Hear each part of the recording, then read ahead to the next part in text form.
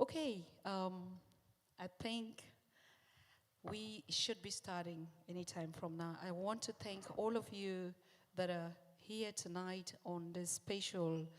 Um, Thank you, Amos. You're also joining us right now. I was waiting for you. Anyway, um, first of all, I want to thank all of us that we gathered here on this special edition of the Migration Conference and Media Forum organized by Larry. Larry, we want to thank you for giving us the opportunity to be a part of this very strategically event that we are seeing the evolution of the migrants and their contribution, in the community in which we live. So the question is, coming from another country, particularly Africans, as you can see, all of us here, and migrants from other countries as well, how has our stories here moved from backward to forward? What has been the situations in which we've lived in? We've got to deal with integration, getting into strange cultures, language, identity, crisis, integrate. How do we move forward coming up from a continent that is absolutely different into another space? So I would like to get not, even though it's not a statement, but I'll borrow this statement from the other conference that is coming, talking about looking back and thinking ahead. And before we go into the conversation, we're going to do it the African way, isn't it? Do you really like to sit down or you want to stand up if you like? Right? So, as simple as you want. You want us to do it the African way, you can stand up. I'm going to be standing up a couple of times. Thank you. You see? So, that's good to go. And also, we want to share our thanks to the Kultur Fabrik in Hamburg that is giving us these spaces to be able to voice out, right? I mean, for the voiceless, for the marginalized in every community. In some countries, we actually would not have this privilege. Or if you look at Germany in the past, could you imagine this? That we're standing here and talking, even moving forward. So I think it has actually been a long journey here, taking 400 years back. If we look at the decades of the Africans, through our slavery, our history, and globalization and colonization, what we have got to be through. I mean, most of the time we say, give an African story to a European, they would never make it. That's a fact, right? So we want to dwell today on the challenges that we've been through in the past and how can we bring our contribution to influence the media. What stories should the media be talking about the migrants? Is it stories that they produce in the newsrooms? How do they aid it that?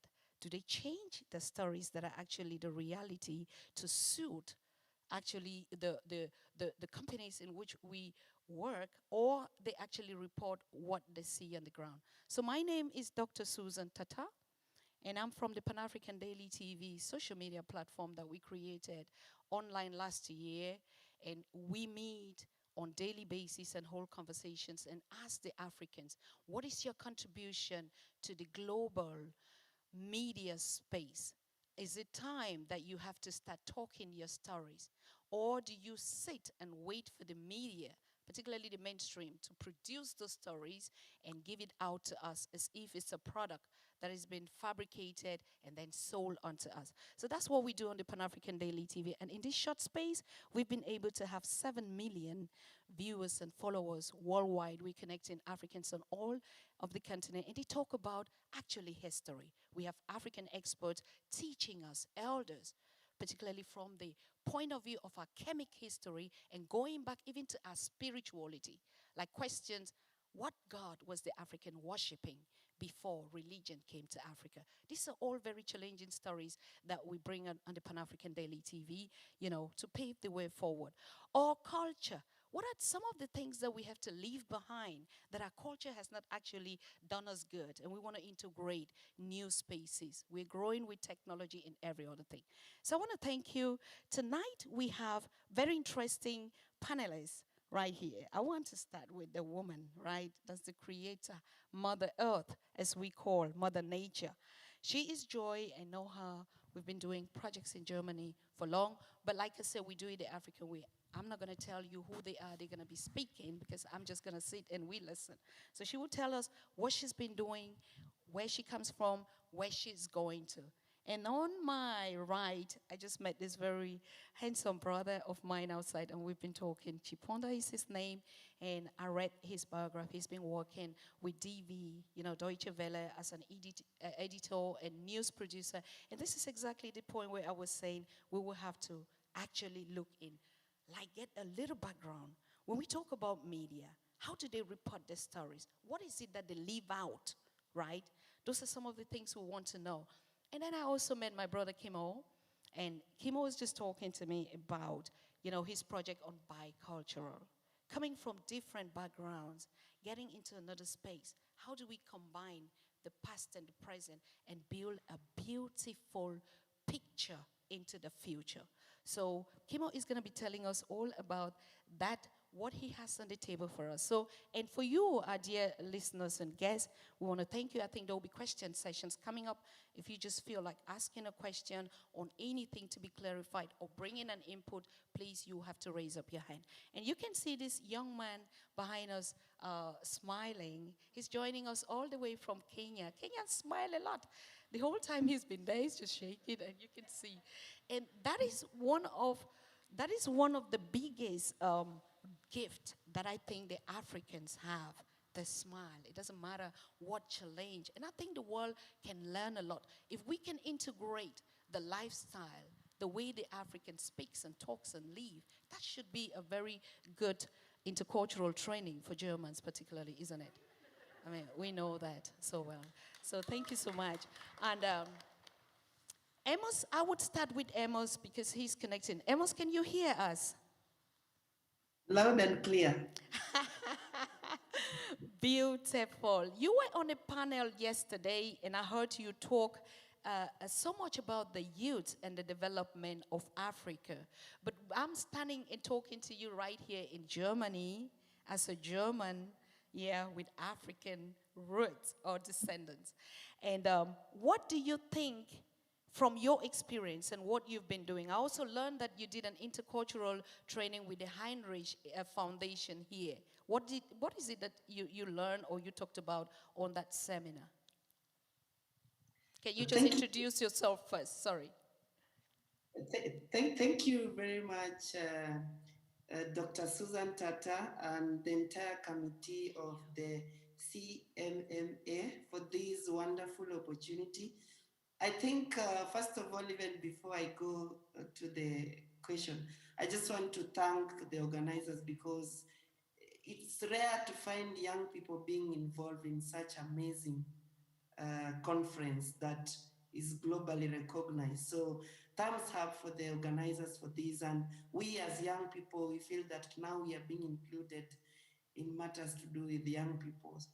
So one of the things that I wanted to highlight, or which I highlighted during the conference, is that young Africans are coming out amazing, doing amazing projects across the continent.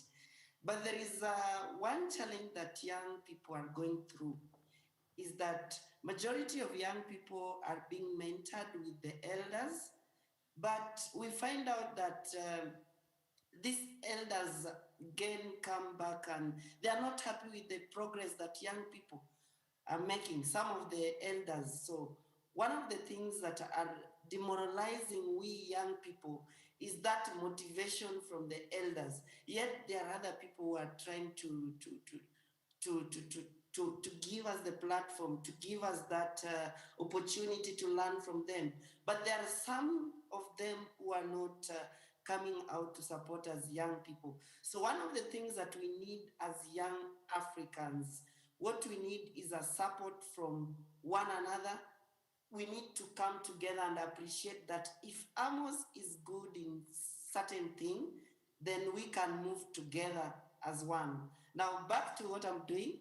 I'm an author of 3 books, and I can show you some of the books that I've authored. I didn't carry the 3rd one. This is Twist and Turns, and this is Cyberbully, and I'm 26 years old.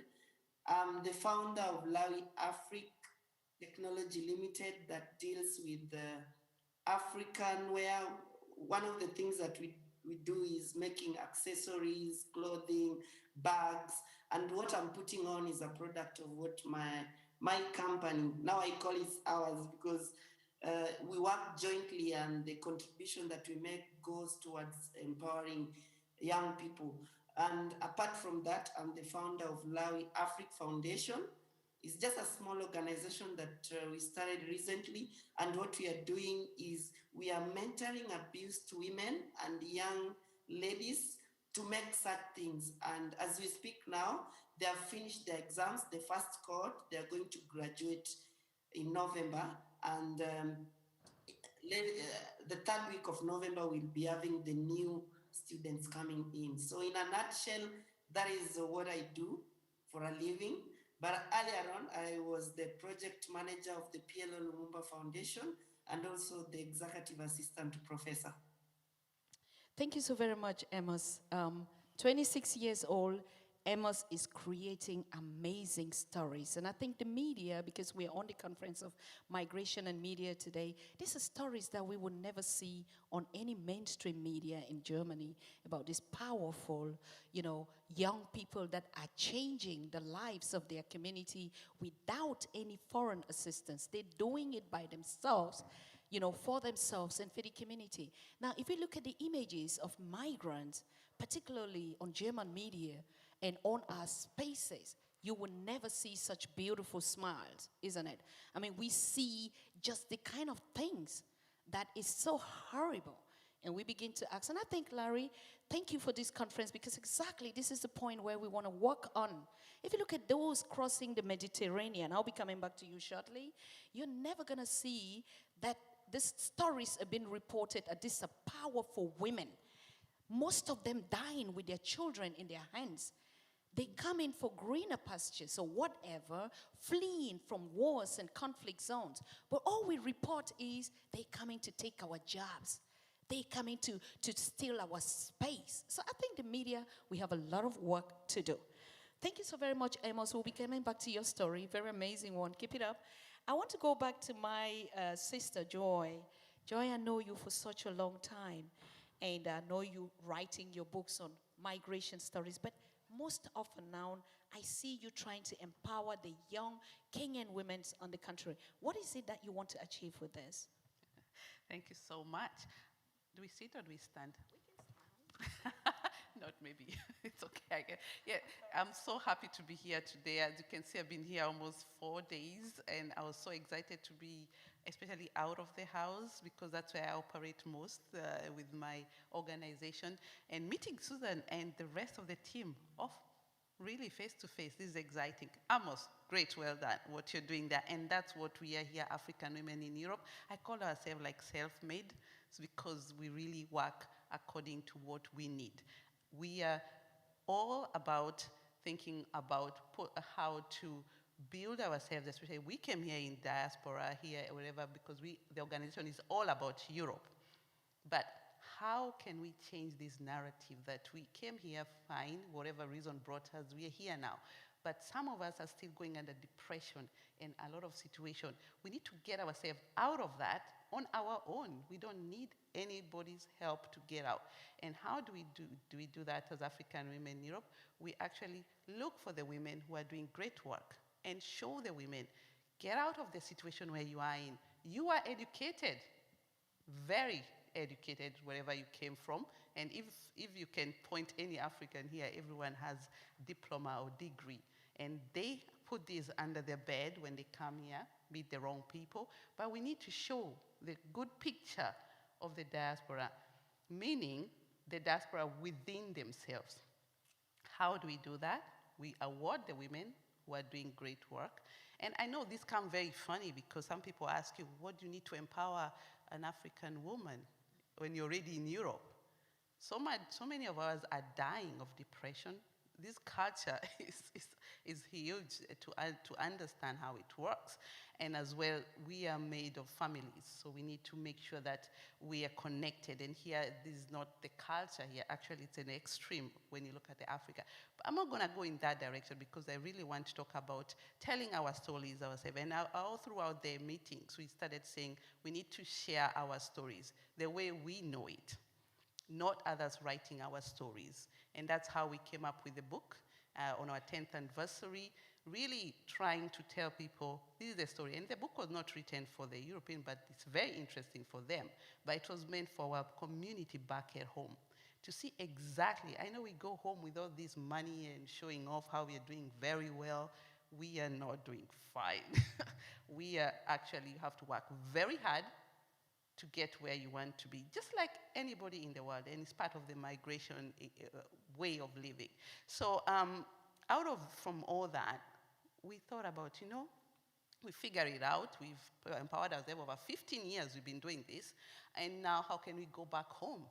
And that's where we meet people like Amos. I'm so happy that you brought him here, because what happened is that we have formed an organization called Africa Women in Trade, and probably you're thinking, who is funding it? No one. It's African Women Europe funding the African Women in Trade, meaning it's self-made, and we are finding the solutions ourselves, going home, asking our people, what help do you need? So we are coming up with market access.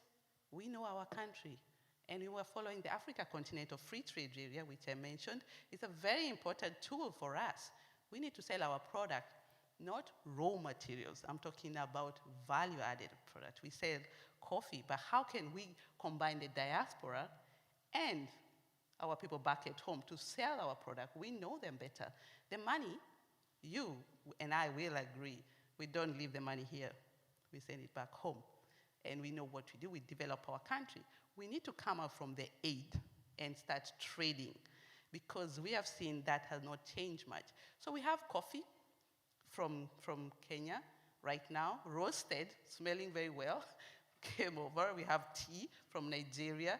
We are looking for the markets here because we believe that that's the way we're going to change the economy of the country. That's how we're going to eradicate poverty, and that's how we're going to create jobs. And I can attest that the amount of money that is thrown in the country is not the same amount thrown here in Germany. There is also poverty here. Why are we know very well, aid cannot change economy. You need to build up businesses.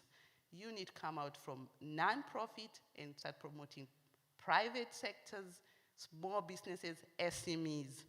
We're not going to wait for the NGOs and others. We are doing it now ourselves. We actually started our Diaspora Circle, Savings and Credit Cooperative. Diasporans from Kenya now are putting money together, and they're going to support the SMEs in Kenya. So back to the question he asked, what are we doing as diaspora? We don't need somebody else to do something for us. We have to do it ourselves.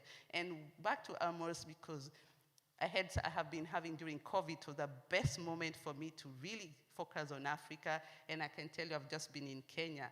And right now I've been going to so many countries virtually, creating relationship. And one of the meetings that I do have a lot of Zooms with our members is that one time a young man came to my Zoom meeting, I booked meeting, and said, come in, we talk. It was an 18-year-old. That's my son. That's my son age, exactly. He just turned 19. But 18-year-old in Kenya with a very brilliant idea with a technology of payment system. And here I am thinking like I have these all 4,000 women doing trade. I need to find a solution to find e-commerce. And he was asking for pocket money. There's a lot of training you have to prepare the young people. We have to agree on that. There's a lot of training. But he is doing so marvelous. He's waiting. We're helping him to get funding. Not funding, sorry. I have to change that statement. Investments, because I don't believe funding. I believe in investments, because you need to work hard to pay back the money. That's the logic way of getting that determination to do a business, because you need perseverance to make sure that the business go well, to return the money. Of course, we're under very low interest rates, but they have been doing so well. they have not even got their funding, and they're almost really already the product is out. They didn't realize it because I was using also the mindset to prepare them. They can do it without even the money. And very soon it will be launched in Kenya, and it's to do with payments with M-Pesa. So genius ideas, and they'll be using students to sell their, students sell things around. Start from there, and then we grow. So what I'm coming back to all of us here is the image we are creating awareness. We need to create an awareness, sharing those stories. That's what I'm saying here. You don't see me in the media, but you find me on social media. Right now, you can check on YouTube everywhere, on Facebook, Joyce, and that was Susan is doing as well. These kind of stories need to go out there. Let's change the mindset, and there's so much we can do when we really make sure that we support the right people and the information of good things as well as the bad things. They should be always, as you have this Chinese black and white, let's put the good image also out there at the same time, the situations that are happening. Okay. Thank you so very much, Joy. I learned that even the initiator of Kamnagel Cultural Fabric is a woman, a very powerful woman that created initiatives and gave voices to women to be able to air out what they have, to bring what they have on the table. And I want to congratulate, this initiative and this woman and bring her. Everything that we're doing now is because someone gave us the possibility to do it. So once more, I want to thank the Kamnagel Cultural Fabric for all this marvelous space for people without voices to be on this stage and tell our own stories. So I want to thank you so much for your initiative, Joy. I know you personally. I know the power that you have. Yeah. Now, when people ask you, Kemo, images that we create as the diasporans or the migrants, looking beautiful, riding big cars, even their own credit, and you see we post pictures on social media, and we see our siblings back on the continent or anywhere that they are looking like, oh, so there must be something in Europe or in the diaspora. I have to go there by any means. It doesn't mean if I have to die in the seas in Libya, I have to be there. How do you respond to these questions when you see in terms of biculture? You want to keep a situation that is real, like Joy is saying. But of course, you have to reach out. But they misinterpret it as if everything is good. How do you respond to that? In the past, I would respond to that question, but now I don't. Before I even actually start my statement, I want to put in something out there for everybody to reflect on, because it's going to be the basis of all my conversation. You don't win a game that you don't understand. You don't solve a problem that you don't understand. Having said that, why I say that I wouldn't respond to that question, because that's the game that's not designed for me. It's the game that I'm never gonna win. It's the game that I don't understand. I will play my own game. Then I will answer my own question. Does that make sense? So in this sense where I feel like this is all coming back with, the bicultural. I use the bicultural as a tool, not the right word, but as a mean to get to the end where we want to go.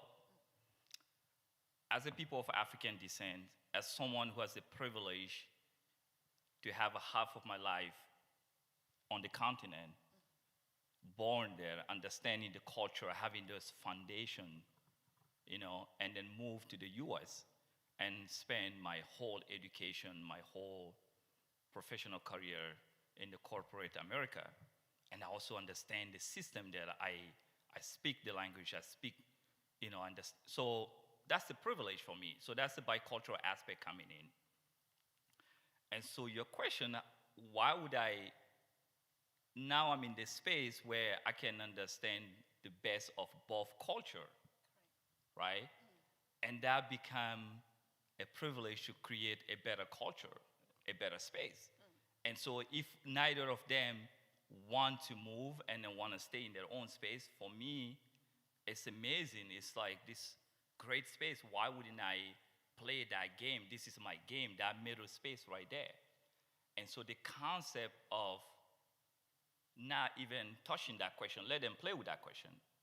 And for me, let's build that space that will create it. So that's the whole idea for like bicultural identity, right? It solves those problems. It understands its own problem, and then it creates the solution in terms of moving forward. So for those who don't know, my name is Kemo Camara. I'm the founder of Omek. What Omek is a platform, a space that we created for bicultural of African descent for now, but eventually it will be a home for global bicultural. What bicultural identity, the concept of bicultural mean is, like I mentioned about myself, having the privilege of being born in the society that is a larger society, but when you go home, you open the door, when you walk in home, let's say you're Nigerian, or you're born of a Nigerian family, but in Germany. So when you walk home, you're Nigerian, you breathe Nigerian, you dance, you speak, you breathe, like everything is a Nigerian. Once you stepped out, you are German. You speak German. You understand German. You everything, right? So the ability of navigating that space is key, right? For also now we're saying this generation before, they used to fight to be assimilated, to be accepted in the German culture. In that, they used to run away from the African identity, right? And now what's happened, they are in their 30s, they are digital native, they are creative, they are influencers, right? But something's missing. One of their cultural identity, they don't understand what it means to be an African, right? Then what happened? Africa is becoming cooler, right? The cultural aspect is getting cooler. The music is cooler. It's global now. It's cool to be African. And these guys are creatives, right? And now they're going back and then just focus on this cultural identity. And so there's this huge need within this community that they want to like find each other, and they want to come together, and they want to create the change they want to see. And so Omek realized that about this segment of the population. So we bringing them together and then create a space where they can empower each other, they can support each other's success, but they can create the change they want to see. And so within that space, we don't understand that. We don't answer that question. We don't entertain that question because we know we have the resources, we have the capacity, we have the desire, we have everything that's needed to create the change that we want to see, to create the society that we want to see, right? The only thing that is missing in this equation is like we have not cracked the code. And the Omek is all about cracking that code. And once we do, the sky's the limit. So we don't answer that question. Excellent, brilliant, brilliant. Thank you so much. And yes, I'm coming back to these very fundamental questions, and we can already understand where and why and what is it that we need to do even more to organize conferences, conversations, talks, educational sessions like this. It is no more about the samba, like we say.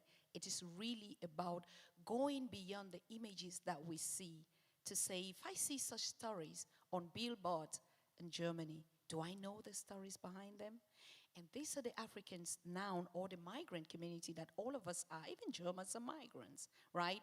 And now we begin to create these amazing stories and producing it out to the world on the media space. So I want to congratulate anybody that is in the media space creating this awareness. It doesn't matter what stories you put out there. The community is going to take that story, rebrand that story, like he said, push it out there. So I want to come back to my brother, Chipo. I, first of all, would like to thank DV. I mean, we used to have just ZDF, RDF, very conservative Sendungen. in Germany that time, right? But when DV came, now we have DV Swahili. We could learn Kiswahili, which is one of the unique languages adopted by the African Union to be the main continental language that is coming up. And DV recruited young, smart, anybody that can tell a story. Because, we Africans, we're not saying we're media. We say we're storytellers, because that's the culture from our ancestors. We never wrote books. That's the one thing that you wouldn't actually find, that all our history started from the time of colonialism, the histories that we live and read today. But before that time, what was the African doing? We tell stories and pass it from generation to the other generation. And so it becomes a live event. It's not something rewriting something what some other body wrote. So if you want to really enjoy the Africa that we're building today, go back to the ancient history where Africans told their stories, right from Timbuktu, where the first universities in Mali was created, and all the pyramids in the world that was built by these great ancestors. You would know the true story of Africa, by Africans, for Africa, and for the world. So I want to thank you so much for your work. What is it that you do on DV? I'll try and answer that question as briefly as I can, because of course I could go on for hours. Deutsche Welle is an international broadcaster, and we broadcast in 32 languages. I'm an editor in the business department, where I produce the TV news, and I also am a member of the editor-in-chief's office. She has an editorial council, and I advise her on diversity and inclusion in content. So basically, like Susan mentioned, Deutsche Welle does have DW Kiswahili. We also have French for Africa. We have English for Africa. We have Hausa, which is spoken in Nigeria and other parts of West Africa as well. And we also have Portuguese for Africa. So those are the languages that we work in, at least for our African audience. And there we've also come up with products that allow Africans who normally wouldn't even maybe get a voice in their own media, in their own countries, to have a voice. We have a series which I think one of my fabulous colleagues came up with an idea of having a series for young girls. It's called Girls of Mute. I don't know if you've heard of it. And basically, schoolgirls are the ones who are moving the format and coming up with ideas for stories, and they're the ones who get the microphone and tell the story. And that's just something that we do. And we also have 77%, I don't know if you're familiar with it, which is a street debate. And we have Edith Kimani doing most of that, but that's also a format which allows Africans to have their own voices, which is obviously not always the case, at least in other German media, because they just don't have the resources that we have. At least they don't have Africans working there, they don't have opportunities, or they don't enable Africans to tell their own stories. So those are just two examples that I just mentioned, and as a journalist, I feel that it's really important to allow for people to tell their own stories and to see themselves in those stories. So the story has to reflect the realities on the ground as much as it can. Of course, sometimes it's really hard to do that in a 2-minute report or in a 3-minute report. But I think we try to do our best, and when we get it wrong, we always hear from people on social media. And so I think that's the good thing about social media. If you're a journalist and you get something wrong, the feedback is there, and then we can respond and try to answer that or respond to that in a way that is journalistic and that hopefully sheds more light about the story that we got wrong. Thank you. You just touched a point that I wanted to talk about, because I laid my hands, and when I started really getting serious with DV was when they started reporting about the conflict in southern Cameroon, where I am originally from. And there were some of the stories that I asked, who is editing these stories? From the reality that we have on the ground and then what we see being produced. And now I know it was you, Chipo.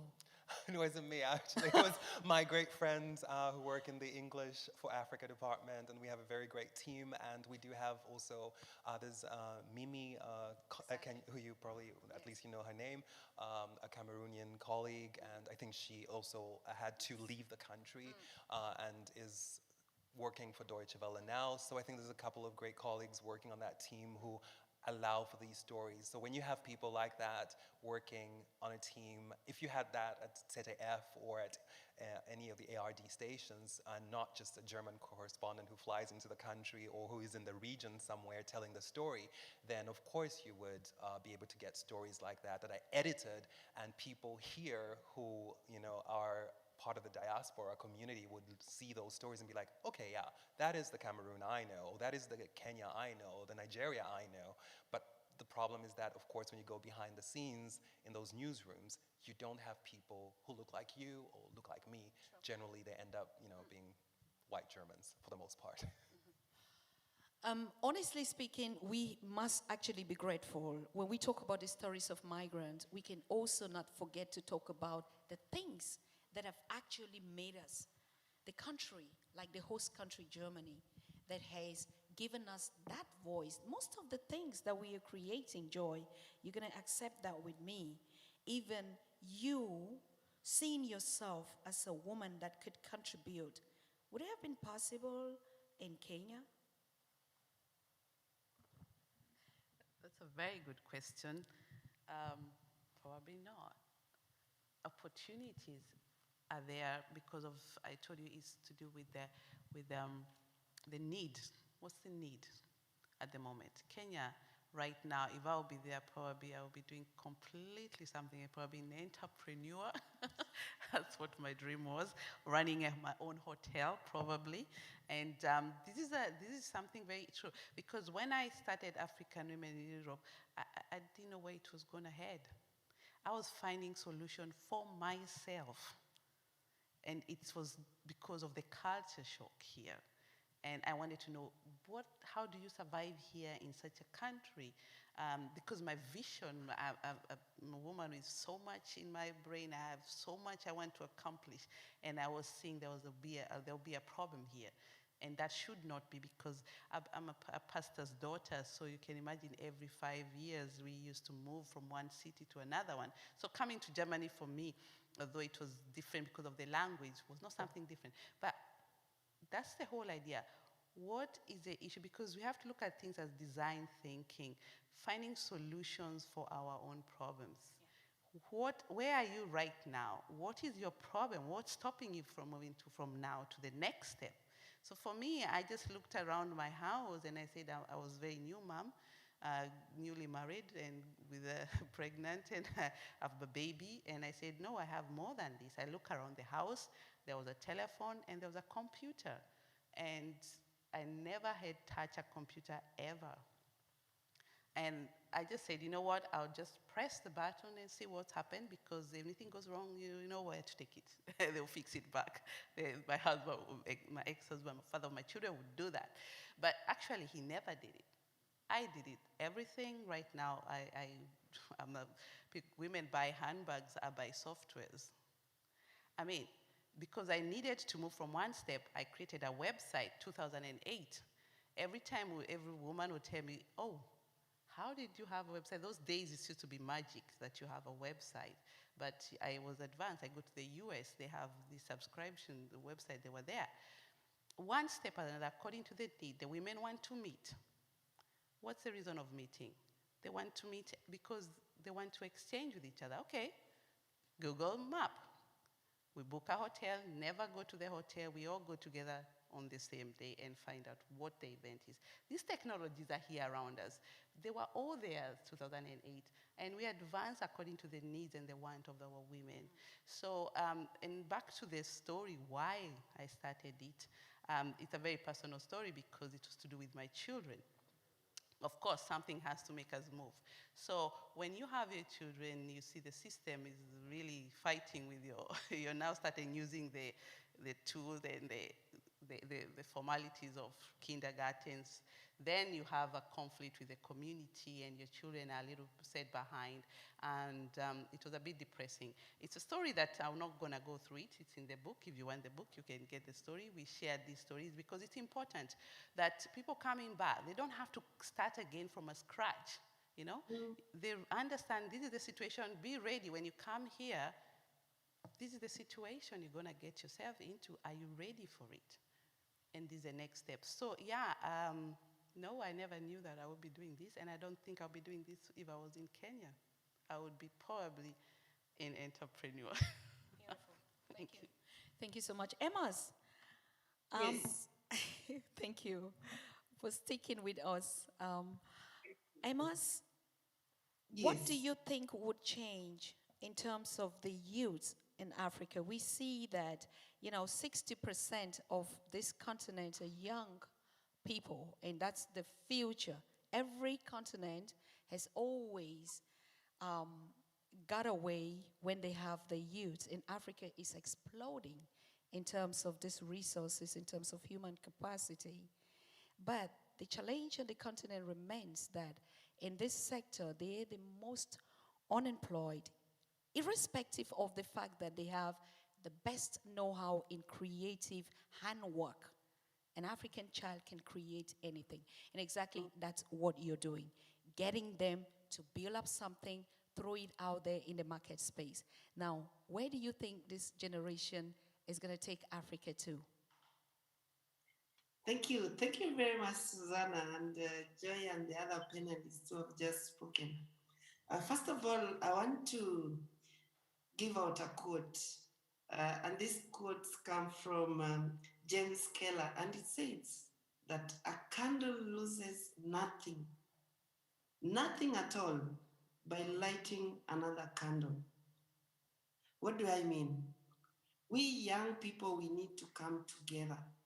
If Amos is making outfit, African outfit, and somebody in Sierra Leone, which I can mention, and she is doing quite good, has come up with a very amazing e-commerce platform. How can Amos market his product on this platform rather than creating this platform himself? So what do I mean? What I mean is that we young people have so many initiatives across Africa. You go to Togo, you go to Sierra Leone, you go to South Africa, you go to Nigeria, you go to Lesotho, all of them. So many young people are doing amazing things. But one thing we lack as young people, and I hope young people of my age are listening outside there, is the issue of collaboration. How can we come together and tap our skills and tap our knowledge, what we have, so that we don't spend so much? Because the problem we have in Africa is that it is self, like it is mine. Like now we have started a foundation here in Kenya. I'm saying it is mine. We need to move this I narrative to have the we narrative, because the we narrative is what is going to change the next generation. And if we think that it's only I, then it means that you will not die one time. And that is what is going to affect this continent. We must plant the seed and let the other generation that is coming to water the seed, and another generation to enjoy the fruits. The problem we have in Africa, and even it is affecting we young generation, is that we are too jealous of ourselves. We don't want to work together. And it even affects us more because, as I said previously, the older generation are now fighting the younger generation. Look at what is happening in Uganda. I mean, everybody knows what is happening. So if we younger generation can work together, then trust me, we are going to go very far, and we are going to change this continent. We must move out from this greediness and make something out of it. So to the younger generation who are listening outside there, if you have something that you're doing, this is the time. Identify what you don't have and get it from somebody who have it. And even if it means about getting some profit from the other party, cost sharing the profit. At the end of the day, we shall be working together for the common good, not only for your village, not only for your country, not only for Africa, but for the entire world. Because imagine if each and every person can play his part. In a little way you can. Then imagine how much society you can change. There is one quote that I would like to say as I summarize, and it comes from the Agikuyu family in Kenya, and it says, "Cow don't finish grass for each other." What do I say by that? We Africans, we are in the business of wanting to loot more, and even the current generation that is leading. But that is the story that we don't want. Let us learn from the Chinese. Let's avoid these blame games. For how long are we going to say the Chinese have done this, the European have done this, the so and so have done this, the Indians have done this? Let us learn from them. What are they doing? They are working in unity. They don't think about the next election. They think about the next generation. So let's start thinking about the next generation. That is how we'll kick out greed out of our continent. That's how we'll bring out food security in our continent. That's how we'll have men and women who are empowered. And you can see even across the continent, see why our young people are running to Europe. If you mention people like Sadio Mane, people like Salah, these are young people who are doing very well with their talent. But why are they escaping? They are escaping Africa because they are not paid well. But are we not capable of paying well? We are capable. We just need to work as unity. It has been done in Europe. It has been done in Asia. It can be done in Africa. Thank you. That is the changed generation. I mean, Amos actually is representing this 26 year in the middle generation, but we have even the young innovators that are coming up with the spirit to say, is it possible for us to forget our past and then start from where? Just like our sister said, you know, or like Kemo said, let us start from now and move ahead. But I'm coming to a very strategic question, and I want to start to address it with you, Kemo. Is it possible, and I'm also throwing this to our audience, is it possible to move ahead without addressing your past?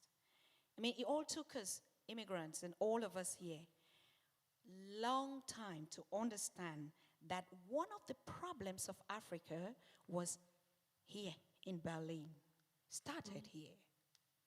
And German has never talked about that. We are not having that conversation, but we're going to start having that conversations right now. Africans are waking up to ask that question. What happened in Berlin 1884? I think Kulturnagel, Nagel, that is going to be another session that we're going to ask here. Why? Because the African child, if they don't understand their history, you hear issues like we are jealous, we don't work together, we don't do this. But is this how it was in ancient Africa? How did we succeed to build pyramids, to build a great continent of great ancestors? We invented mathematics, all this, even astrologies. There is nothing strange that we're learning from any culture. But what happened, and how can we fix it? You don't understand the game. You can't play it. Again, get to that question. No, you can't move forward if you don't know your history. Thank you. You own someone's past, you own their future. If you look at Africa, there is the reason they erase our history is to own our future. It's only now that people, you and I was having this conversation earlier when I talked about the proliferation of African history, the truth about African history. So there was this, it was purposefully not only hiding, but change and say we went to this continent, there was, animals was better than them, so they didn't have a history. And so all of us, the whole generation that came after that, still to this day, we didn't see our history. So if you look at, just give you this metaphor, you look at a white kid and you look at an African kid and they were both born in the same hospital and you're looking at them and you look at behind the white kid, you see Albert Einstein, you see all the big things that happened, all the invention, all the society that created. You look at the African kids, you don't see anything. Not only you don't see anything, but you replace that with war, civil war, right? If you do African American, what do you see? Criminal. all the bad things. So already in your mindset, one has the potential to become something, one has the potential to end up in. So that's the game that's being played. You don't play that game. You go and learn your history. Right now, I'm binging on this African history done by, I think it was the UNESCO. Check Ante Job, and then the whole group. They put it together, but the documentary was a 21-series documentary by the journalist, The History of Africa. Yesterday, also learning about the Asante community. It's just, it's changing my life. I mean, I'm in my 40s now. I went to school in Guinea. I was taught everything about the French history. Why do I care about the French history? No pun intended. I care more about the Guinea history, right? I wasn't taught that. I didn't know any of this stuff, but I knew everything about United States. I knew anything about Europe. I knew everything about the philosophy and then all that stuff, right? So if you know your past, it built you as a human. It built your identity, it built your pride, and it built your confidence. And I'll close it out quickly with my personal example, because I'm learning this history and the cultural identity I talked to you about with bicultural, right? This cultural identity is huge to them. And so that history learning, that is just empowering them because they already have everything. Tools, resources, expertise, everything. The reason we haven't cracked that code is one of the reasons. So for me personally, recently I went to Guinea. I was talking to my brother, and then I was explaining to him about the concept of Omek. And he was getting it, and he was telling me like, oh my God, look what we can do, and look at the power, and look at the potential. I'm like, yes. And then, because Omek is the legacy of our father, like he lived over his 90 and spent the whole life, building community. He died because he was building community. He has a COVID, even though we told him to stay away. He died doing what he loved doing. So we're talking about his legacy. And my brother started understanding the concept and the power and the global change that is going to happen with Omek. And it's like, he was so proud. It's like, let me tell you, if you think this is your father's legacy, let me tell you about your father's father. Let me tell you about his father. So he went 3 generations. I have no idea. All these men, this is what they done. They were community builders. They gave it to community. They built villages. And hearing that story, I thought it was only my dad, one generation. Then I realized it's like 3 other generations that's been doing that. So I'm standing on shoulders. And that made me so proud. So now, even if I have to eat noodles, I will eat noodles, but Omek will succeed. And that's my future right there. But that's coming from my past. So yes, absolutely no. You can't go forward if you don't. Someone owns your past, they own your future. It's that simple. I was going to ask if I could add to that. Yes. Just because, of course, I think one of the major issues in most African countries is the education. And a lot of Africans just don't even know what happens in the neighboring country or the history of the neighboring country. That's a huge problem. Speaking of also knowing your history, I think, of course, you need to know your own history, but you also need to know how your history is connected to other people's histories. I think that's very important. I think it was in the talk before, when you're looking at racism and structural racism and capitalism and how all of that functions, it's important to understand that. And also, we talked about history, because of course, even what is taught in the United States, it's only one type of history. It's not just the history of the United States, it's the history of white America. And so even in the United States, they're in a process, at least in some parts, of trying to decolonize that history. And that's what we should be doing for our own history, but they're doing that, and if we have conversations with Americans who are trying to do that, or with Afro-Germans or black people in Germany trying to understand the role that black people have played in Germany, and as Africans, we try to have that conversation and sort of look at how our histories are actually linked to each other and what has been left out in the story that we have gotten, then I think the narrative will start changing, and then we can understand the shoulders on which we stand today and why we are where we are and how things move so far, or why they're not moving far enough as we would like them to. But I think that's where it starts. So you have to understand your own history, but you also need to so much understand how the histories of other people are linked to your own history. Absolutely. This is getting very, very important. And I think one thing that we've learned in this conversation is how we have to create this history, all of us together. I mean, when I talk about Africa, or sometimes when we talk about Africa, people see color. Africa, or the whole world, has no color. As a matter of fact, when we say Africa is the cradle of humanity, I call my German brothers and sisters Africans. That's what I do. It means all of us come from a planet that is more than nature. So sometimes when we go into the essence to question the past, and like you said, education. I grew up also and knew everything about European history. I never knew my own history.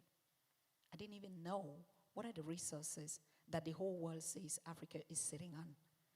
What is it that it means when the world says in the right history, Africa is the second largest, and they tell you about all 1.2, 1.3, and they don't even talk about the diaspora. They cut off even the diaspora, the African Americans, or the origins, which are Africans also. So the issue of education is very important, and what all of us have just done here is contributing to that educational space. Education not in terms of academic to sit, learn something, write, and pass. That's not the education that the media awareness or the mobilization of media spaces is doing now. What Africans are doing, what the world is doing, what Germany is doing, what DV is doing, what all of us are doing is recreating the world that we want our young people to live by standing up and telling the stories, and we are rewriting this education. Okay, so I want to thank all of us. I think if I look at the time, I don't know whether we have to, there's some questions in the public. You want to ask a question to the panel, or you want us to go into the last round of conclusion? Any question? Thank you, ma'am.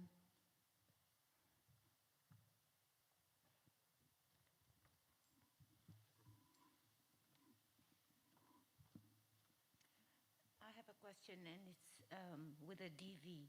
Where do you get your information, which you give out there in the world? Because I've heard,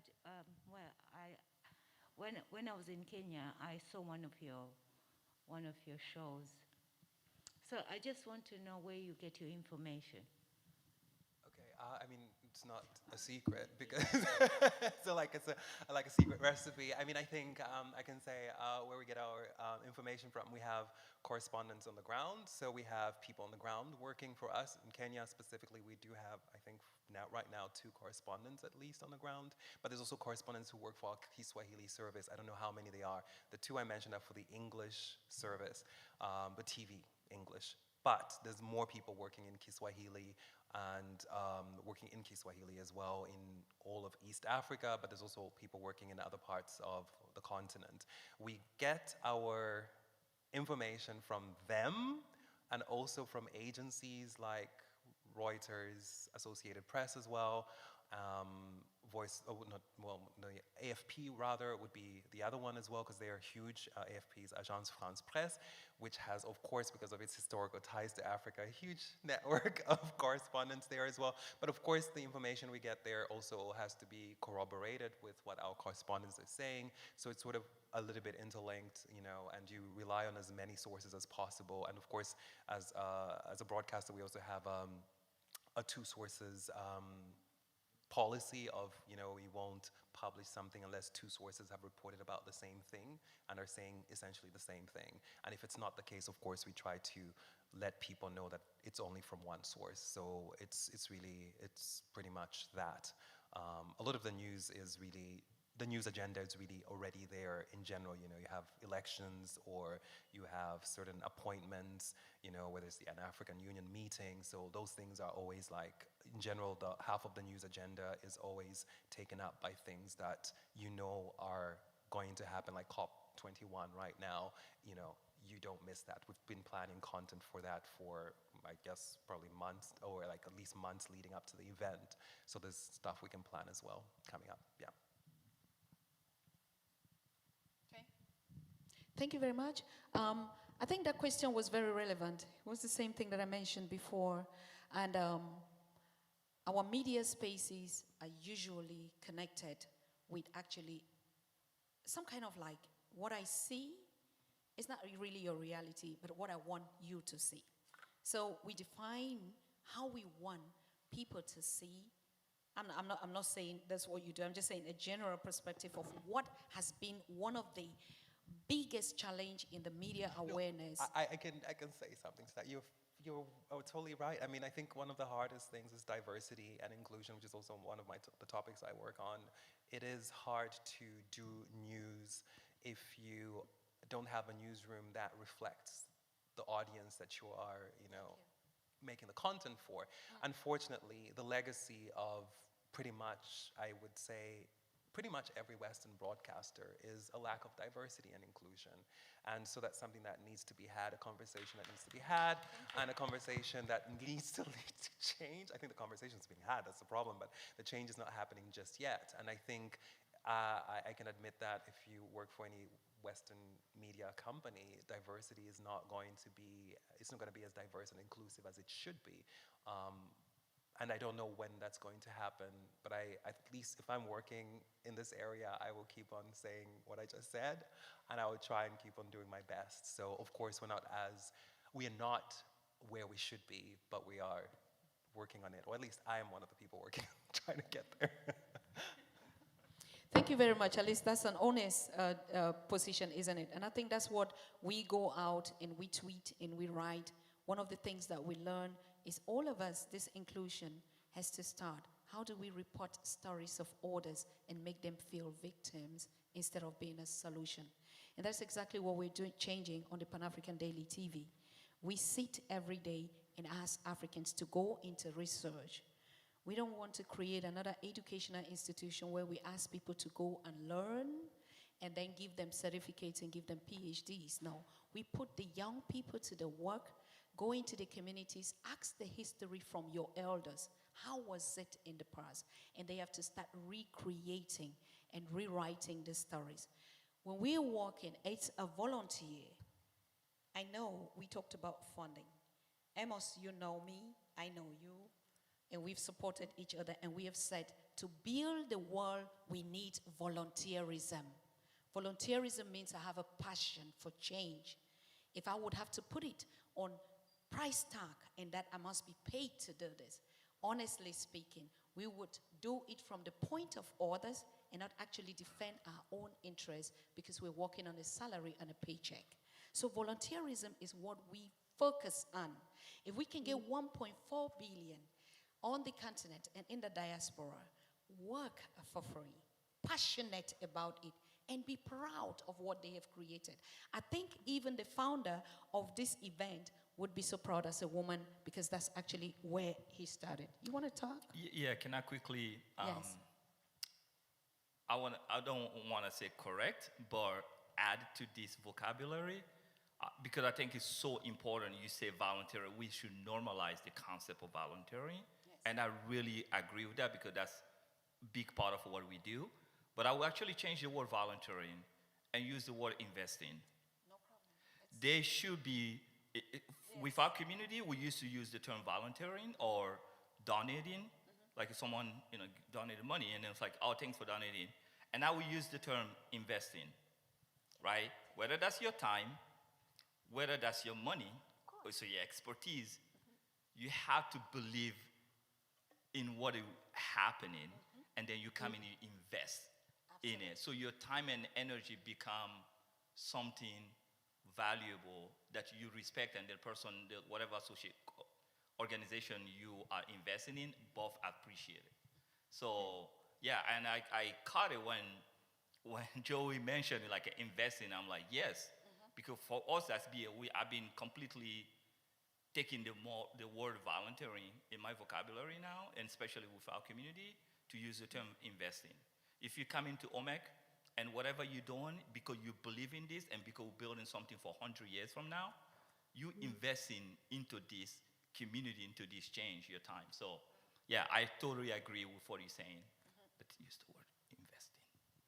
It's not pushing out people to think that. Yes, thank you. It's also a matter of academics and also changing some of the keywords. How do I understand investment if from a point of view? And we have these vocabularies, even when it has to do with culture and communication. I mean, I know most of us here having background from immigrants, you know, words that we even speak in the German language don't reflect the reality when we put it in our own dialect. Try it. Just try it. Some of the keywords don't even exist. They don't even exist. And so we have to always use it either in an English word, vocabulary, or we are doing it. I take example like in terms of Christianity and religion. Jesus Christ doesn't exist in my language. We still say Jesus Cristo. So, which is still Portuguese or something else. You understand? So this vocabulary, like you say, to get it to the point, because English has put investment, anything that has to do, bring money, not physical money that is passion, all right? So I would like to take the last round and just ask you to conclude, each and every one of you, give a statement on what is the way forward. I want to start with you, Kemo. What is the way forward? What is it that should change immediately we walk out of this door? Yeah, that's a good question. I think me, from my perspective, definitely understand the game that you're in. Whatever that is, just understand the game that you're in and what does that mean to you.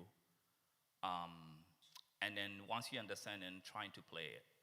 And so for us as a people of African descent, and then especially people for, us in the leadership, right? We all doing in our part. And whether she's an activist, whether I'm a community builder, he's in the news, and then we all doing something. That's why we're here. Mm-hmm. One thing we need to understand is that we can no longer be reacting to the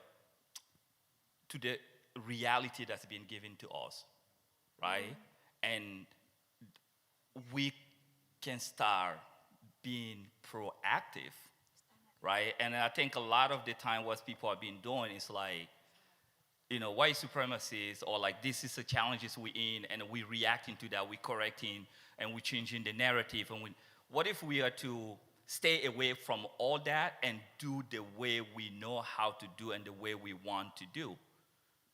And you just mentioned something right now that made me even happier, is you told your your colleague German that they are African. Yes, they are. We are all African. If until like there's a proof that humanity didn't start in Africa, then we all African. That's where we all came from, right? And so what if we are to build that narrative? Then we're not playing the game that exists now. This is the story, we want to go with it. We all come from this space. Human society move forward. So like what I'm trying to say is, let whatever expertise you have, whatever passion that you have, let's not react to the thing. Try to build and create the story that you want. If you're telling the African story, don't tell it from a reactionary to the slavery, to colonization, to the past, but tell it as an African, what would that mean? What you want to say, and then the way you want to say it. If you're activist, active from that perspective. If you're a community builder, don't build it reactionary to other community. Build it because this is my African culture, and this is what I want the society where I live in to see, to breathe, to understand, to be part of. That would be, for me, the way forward.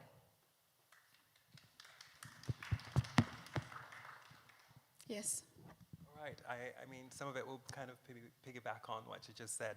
I think the first thing that you should do is own your story, own your own narrative. That's the first thing. And then second, you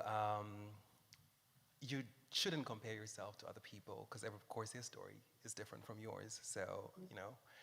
Third, you need to decide what you are going to do to contribute to humanity. And I think on that, I've made my case, so that's all I can say.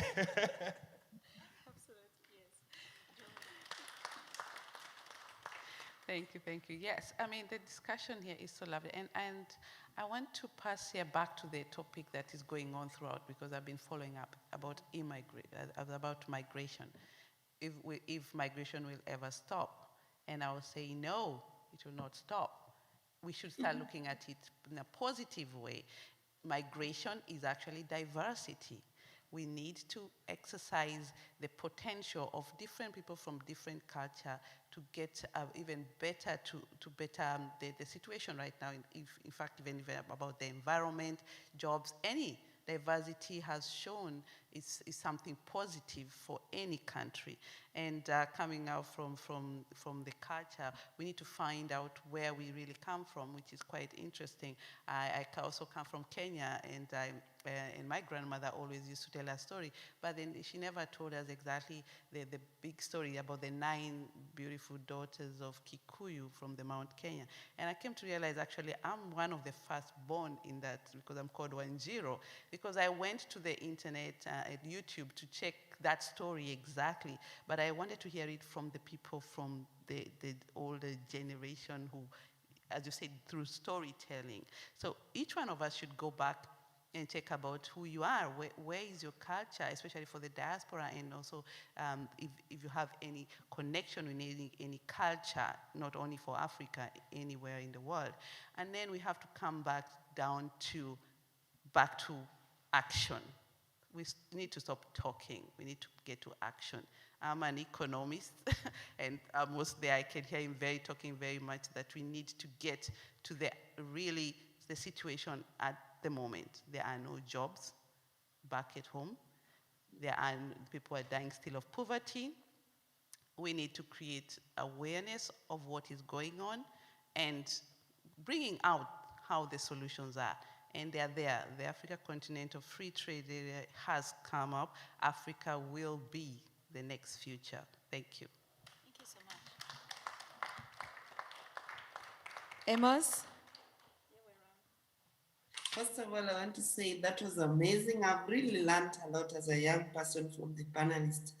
And one of the things that I want to summarize with is, as the last panelist has said, is that we now need to walk the talk and avoid too much talks. If you love Africa, all your entire wardrobe should not be having the outfit that are designed by the Chinese, by the European. At least try and support African products. Even when you are in Germany, at least buy a product from Africa. That's when you are building Africa. It doesn't mean that you have to send money to Africa is when you build Africa. You can build Africa where you are, because Germany itself is an Africa. The fact that you're there is an Africa. So I would like to challenge the young people who are listening outside there that it's not going to be easy. This journey of making Africa arise is not going to be easy. Remember that stones and sticks are thrown to trees that bears fruits. Thank you. So be ready to get a stone. Thank you. Thank you so very much. And yes, we have come to the end of our session, and I want to thank all of you, each and every one of you that contributed. And one thing I want to say is Germany has made us another new brand. We have learned through migration from German history that it is possible. So it is not only Africa that has a past. Even Germany, where we are sitting, is a product of migration and how they labored, how the women contributed to build one of the most powerful economy in the world. It means we migrants have the opportunity to learn the hard work, the discipline, the culture, the everything, and build the world and our countries and our societies a better place. Thank you so very much for having us. Thank you all for this day. Bye-bye.